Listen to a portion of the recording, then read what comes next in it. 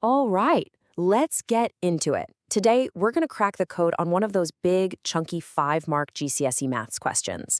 You know the ones, they look kind of scary at first, but honestly, they're just a bunch of smaller puzzles all rolled into one. Let's break it down. So, here's a thought. How many different math skills do you think it takes to actually earn all 5 of those marks? See, when you look at a question like this, you've got to put on your examiner hat.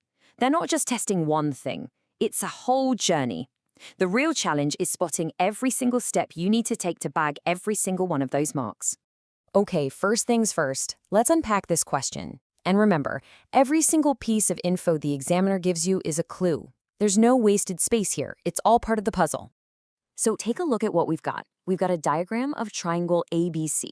The sides are given as these algebraic expressions, 2x plus 11, 4x minus 4, and 2x plus 5. Then we get 2 massive clues. Side AC is equal to side BC, and the whole perimeter is 72 centimeters. And the big finish? We need to find the area. Wow, that's a lot to go on, right? So with all that info, where on earth do you even start? Well, the key is to hunt for the one clue that lets you build an equation. That first step is absolutely crucial.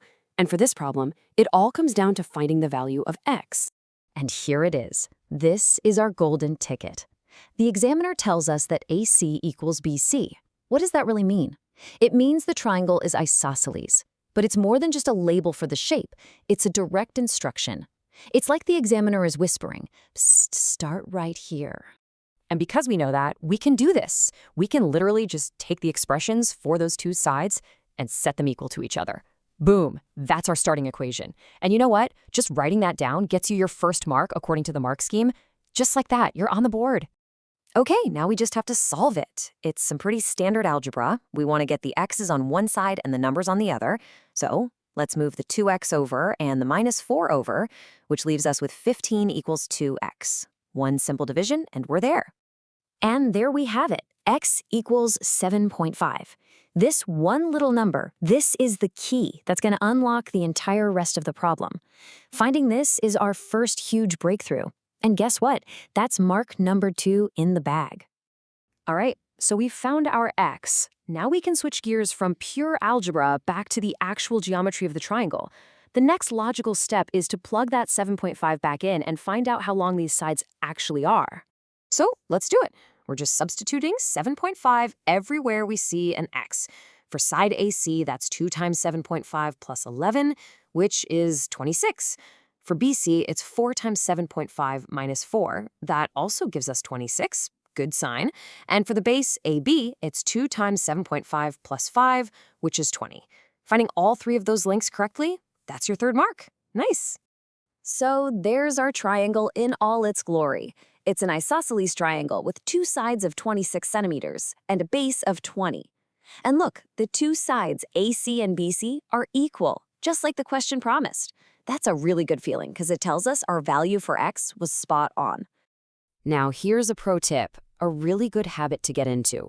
Always check your work against the other clues. The question told us the perimeter was 72 centimeters, right? So let's add up our sides.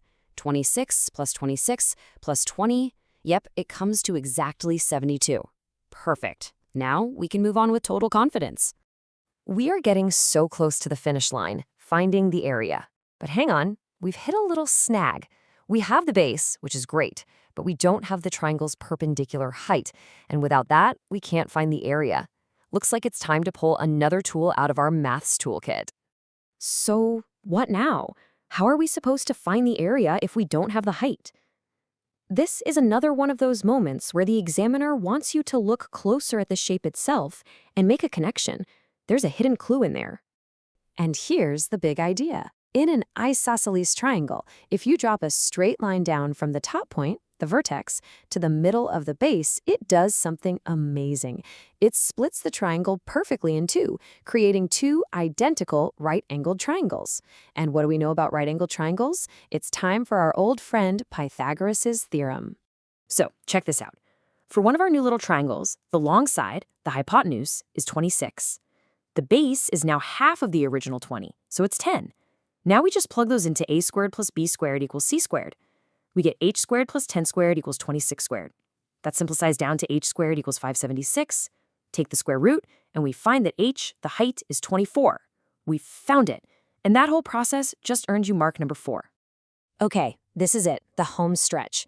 We've wrestled with the algebra, we've figured out the side lengths, we've used Pythagoras to get the height. We have everything we need. All the pieces are in place for the final calculation. We all know this one, right? The area of a triangle is half times base times height. We know the base is 20, and we just worked out that the height is 24. So let's just plug those numbers in. Area is half of 20 times 24. Well, half of 20 is 10, and 10 times 24, that's 240. And boom, there is our final answer, 240 square centimeters. Getting that correct answer gets you the 5th and final mark. What a journey, but we got there. Fantastic. So we did it. We cracked the code. But hey, solving it is only half the battle. To really get the most out of this, let's quickly retrace our steps and see exactly how we earned each of those 5 marks. This is how you build a rock-solid exam strategy. So here's the 5-point plan. Mark number 1, just for setting up that initial equation. Mark number 2, for solving it and finding that x is 7.5. Mark 3, for plugging that value back in to get all the side lengths.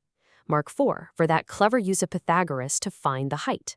And finally, Mark 5, for calculating the correct final area, 240. See? 5 different skills, 5 marks in the bag. And that's pretty much the whole shebang. So take a look at that list of 5 skills we just used. Setting up equations, solving them, substitution, Pythagoras, and then the final area formula. Ask yourself, which one of those are you really confident with? And which one, maybe, could do with a little bit more practice before the big day? Something to think about. Thanks for joining me on this one.